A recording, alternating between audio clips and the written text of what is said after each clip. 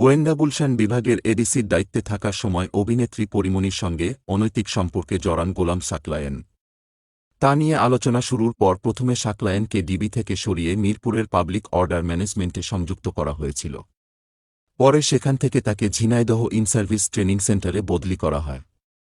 এবার পরিকাণ্ডে বাধ্যতামূলক অবসরে পাঠানোর আবেদন করা হয়েছে সেই সাকলায়েনকে পরিকাণ্ডে বাধ্যতামূলক অবসরে পাঠানোর খবরে চারদিকে যখন চলছে নানা আলোচনা, ঠিক তখনই তার বিরুদ্ধে গুরুতর অভিযোগ আনলেন মডেল ও অভিনেত্রী পিয়া জান্নাতুল।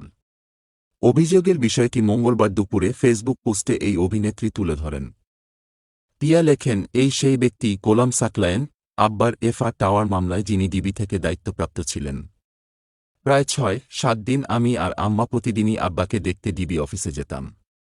এই সেই ব্যক্তি যিনি প্রতারণামূলকভাবে এবং জোরপূর্বক সিআরপিসি এর ১৬৪ ধারার অধীনে জবানবন্দির জন্য জোরপূর্বক আব্বার সম্মতি নেওয়ার চেষ্টা করেছিলেন।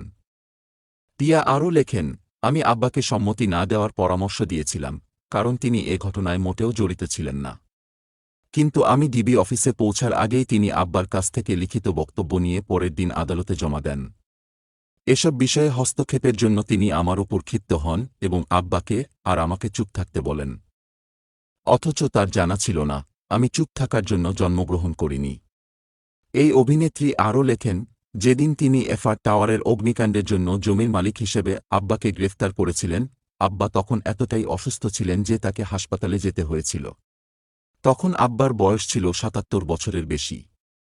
সাকলায়েন সম্পর্কে পিয়া বলেন, আমার দেখা মতে এই জনাব সাকলায়েন লোকটি অত্যন্ত তীক্ষ্ণ, প্রতিভাবান এবং ধূর্ত, কিন্তু একটা ভুল তার সবকিছু তছনছ করে দিল। যদিও আমরা মানুষের অপকর্মের জন্য তাদের ক্ষমা করে দিই, কিন্তু প্রকৃতি এবং সর্বশক্তিমান সবসময় রয়েছেন সঠিক বিচার করার জন্য।